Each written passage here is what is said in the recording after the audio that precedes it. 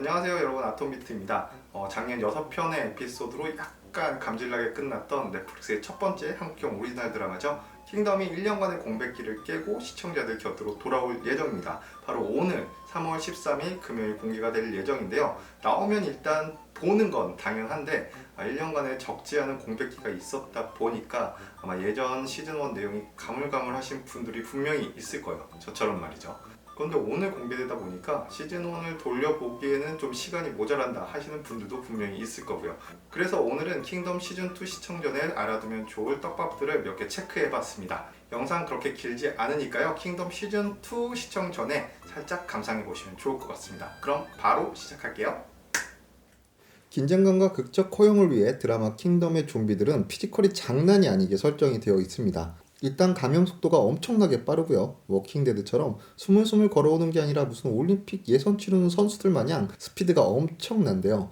그나마 약점이라면 수영을 못하고 불에 약하며 낮에는 쥐죽은 듯이 버로우를 탄다는 점이었는데 이번 킹덤 시즌2 예고편을 보면 좀비들이 이제 낮에도 움직이기 시작합니다. 망한 거죠. 그런데 이 시즌 6화를 유심히 보신 분이라면 이런 행보가 이미 예견되어 있었다는 것을 알고 계셨을 거예요. 섭비에 의해 햇빛이 아닌 온도에 따라 좀비들이 활동하게 된다는 사실이 밝혀졌기 때문입니다. 한마디로 일정 온도로 떨어지게 되면 좀비들이 움직이기 시작하고 작품 배경상 겨울로 들어서면서 앞으로는 낮에도 좀비들의 활동이 가능한 것으로 보입니다. 과연 이제 쉴 틈 없이 밤낮으로 조여오는 좀비들에 맞서 주인공들이 어떻게 대적하게 될지 킹덤 시즌2의 중요한 관전 포인트가 될 것 같네요. 1시즌 3화로 기억하는데요. 서비의 스승이었던 이승희 의원이 좀비로 변하기 직전 이런 말을 합니다. 한양에선 이렇지 않았어. 단이는 물리고 난 며칠 뒤에도 사람의 모습으로 죽었거든. 그런데 저 사람들은 물리고 바로 똑같은 괴물이 되어버렸어. 전염되기 시작했어. 그리고 바로 이어서 고칠 수 있어. 이 병을 고칠 수 있다. 병상일지에 모든 것을 기록해 두었다. 라고 말입니다. 이분도 뭔가 100% 정확하게는 아닌데 그래도 좀비 사태가 아예 수습 불가능한 불치병이 아니라는 큰 떡밥을 남기고 요단강 저편으로 건너가셨어요. 지금까지 킹덤의 내용을 종합해보면 서비의 스승도 그렇고 조학주의 대사도 그렇고 일단 이전에 알고 있던 생사초 중독자들과 현재 좀비들의 큰 차이가 있습니다.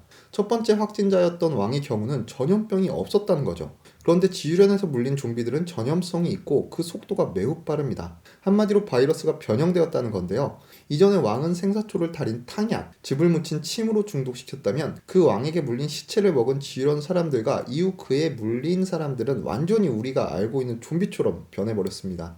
그래서 분명히 이런 급격한 변화의 이유가 있을 것 같은데 지금부터는 정말 100%제 뇌피셜입니다. 이거 정말 발견하신 분이 너무 대단한 것 같아요. 저는 솔직히 보면서 몰랐었거든요. 킹덤 1시즌 3화에서 세자 일행을 쫓던 일부 좀비들이 물에 빠지게 되는데 그 좀비들의 입에서 기생충 같은 게 빠져나오는 걸 확인할 수가 있습니다. 현재 감염자들에게 물리면 이 기생충이 타인에게도 전염이 되는 게 아닐까 그런 뇌피셜을 한번 품어보는데 조금 그렇지 않지 않나요? 과연 이에 대한 진실이 킹덤 시즌2에서 밝혀질지 한번 기대를 해봅니다. 드라마 킹덤에서 가장 먼저 좀비로 발견된 건 바로 조선의 왕이자 이창의 아버지인 조선의 왕이었습니다. 시즌1을 시청했다면 아시겠지만 조학주의 계략으로 인해 생사초를 마시고 좀비가 되어버린 상황이죠. 1화에서 이승희의 제자였던 단이를 습격하고 4화에서는 사슬에 묶인 안습한 상황이 비춰졌는데요. 좀비가 되기 전에도 조학주와 개비조씨의 손에 놀아나는 마리오네트에 불과하긴 했지만 4화 이후에는 출연도 없고 뭔가 좀 석연치가 않아요.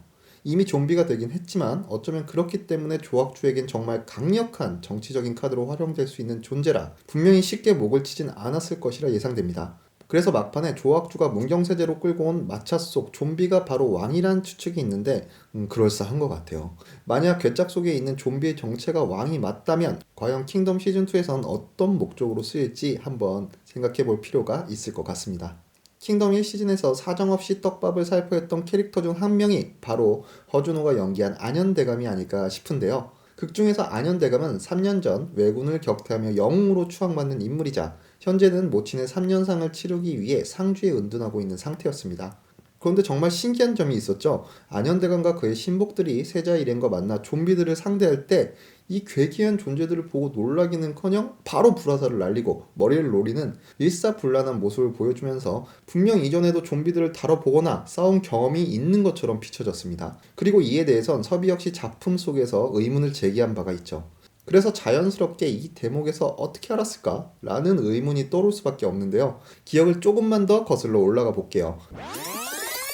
킹덤 1 시즌 2와 세자 일행은 NPC 약초꾼에게서 왕을 좀비로 만들었던 생사초가 자라는 곳이 상주 인근 산 깊숙이 자리한 엉골이라는 귀한 정보를 얻게 됩니다. 그리고 6화에서는 서비가 엉골에서 생사초뿐만 아니라 좀비가 된 사람들을 묶어둘 수 있는 족쇄의 흔적을 발견하게 되는데요. 이미 사람을 상대로 시험해 봤다는 증거가 아닐까 싶습니다. 안현대감의 고향이 상주인 것을 감안하면 충분히 생사초의 존재는 물론 좀비들의 정체도 알고 있었을 확률이 매우 높다는 거죠. 하나를 더해서 과거 어떤 일이 벌어졌는지 유추해 볼 필요가 있을 것 같습니다. 킹덤 1 시즌 3화 조학주에게 머리 쳐박히는 수모를 당한 대제약 기억하시죠? 이 대제약이 반전을 꾀하기 위해 안현대감에게 서친을 전하는데 조학주에게 딱 걸리고 맙니다. 그런데 조학주는 크게 동요하지 않고 이렇게 말을 하죠. 안현대감은 절대 내게 반기를 들 수 없는 사람이다. 그 어떤 일이 있어도 라고 말입니다. 6화까지 행보를 보면 세자와 뜻을 같이 하면서 조학주에게 제대로 등을 돌린 안현대감인데 왜 자신에게 반기를 들 수 없는 사람이라고 얘기했을까요? 떡밥을 세게 던지긴 했지만 이거 조금만 생각해보면 3년 전 안현대감이 공을 세운 전랑과 관련이 있다는 것을 눈치챌 수 있습니다. 솔직히 500명의 광군으로 3만 명의 왜군을 무찔렀다? 잠깐만 생각해봐도 이건 아니죠. 이건 대충 산수로 때려봐도 광군 한 명이 왜군 60명을 잡아야 한다는 건데 무슨 오버 테크놀로지가 있던 시대도 아니고 서로 고만고만한 무기로 싸웠을 텐데 한 명이 60명을 잡는다? 이게 말이 되냐는 말입니다. 한마디로 안현대감은 이 전쟁에서 승리를 얻기 위해 원피스로 치면 악마의 열매격인 생사초를 수만골 출신의 사람들한테 먹인 겁니다. 그리고 전장에 투입시키지 않았을까 그런 추측을 해볼 수 있는데요. 물론 내피셜이긴 하지만 여기에 조금 더 힘을 실어주는 일화가 있습니다. 1화에서 사슴고기 드립으로 병크를 치긴 했지만 이후 세자 일행이 붙어서 큰 활약을 하고 있는 영신, 조선시대 호랑이를 잡기 위해 조직된 특수부대 착호군 소속으로 뛰어난 무예는 물론 총술까지 겸비하고 있는 인물이라 분명히 기억하실 거예요. 세자 일행과 함께 상주로 내려온 영신은 안현대감이 왜군을 무찌른 공을 치하하며 세워진 기념비를 지나치게 됩니다. 그런데 여기서 의도적으로 침을 퇴 하고 뱉는 장면이 있어요. 아니 국가적인 영웅의 기념비에 침을 뱉는다. 이건 뭐 대역적 아닙니까? 그런데 이후 6화에서도 안현대감을 멀리서 본 영신이 또 한 번 띠꺼운 표정을 짓고 또 뭘 뱉긴 뱉어요. 안현대감 역시 영신이 수만골 출신이란 말을 듣자 뭔가 동요하는 표정을 지으면서 이거 둘 사이에 뭔가 있구나 싶은 구도가 연출됩니다. 과거 회상 장면을 보면 영신은 상주가 고향이며 나병 환자로 보이는 동생을 두고 있었고 이후 파병으로 인해 헤어지면서 임종조차 지키지 못하게 되죠. 현재까지 영신의 행동 거지를 보면 동생의 죽음이 안현대감과 관련이 있다는 것을 알고 있는 것 같습니다. 그간 영신이 사용했던 신분까지 거짓이었다는 것이 드러나는데 동생의 죽음이 분명 생사초와 관련이 있는 것으로 보이며 킹덤 시즌2에서는 좀 더 추악한 진실이 드러나지 않을까 싶네요. 네, 이상 킹덤 시즌2 시청 전 알아두면 좋을 만한 떡밥 체크였습니다. 그리고 이 외에도 킹덤 시즌2에 정말 어마무시한 스타가 출연한다고 하죠. 바로 전지현 씨입니다. 전지현이 출연한다고 하니까 좀 놀랬어요. 그래도 레귤러는 아니고 일단 게스트 형식으로 짧게 출연하지 않을까 그렇게 예상이 돼요. 일단 몸값이 엄청난 배우잖아요.